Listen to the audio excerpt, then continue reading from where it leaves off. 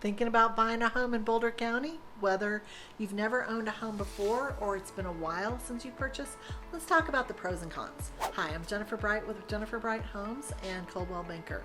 So, when you're thinking of buying a home in Boulder County, let's review some of the pros first. Number one, your wealth can increase as you build equity in your home. Research from experts and economists from the Home Price Expectation Survey believe that we are going to continue to see an increase in home equity through 2023, averaging 3%. Just consider if you bought a home 6 years ago for $250,000.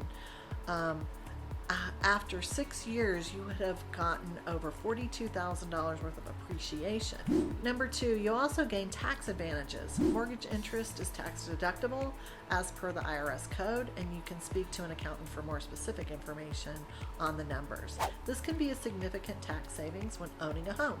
And number three, according to CoreLogic, rents are going up, and so you might as well be making equity. And number three, you can't stabilize your payments when you're in rent, but your loan has a fixed interest rate while your landlord can increase your rent. Number five, you'll have a secure place for your family to live and grow. You can also decorate and expand your home in a way that you like to create your dream home. Number six, gain a sense of community. Homeowners often are more involved in the well-being of their communities. Many homeowners work together for better schools and less crime.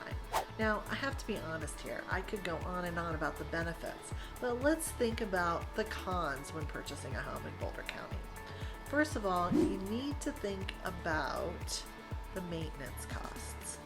It takes work and money to keep a home in good condition, and something could always be going wrong.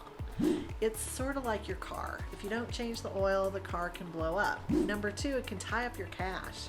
Selling a house may not be possible during the first few years of your ownership, and moving is more difficult and complicated, and you might not have as much flexibility in choosing a new job or location.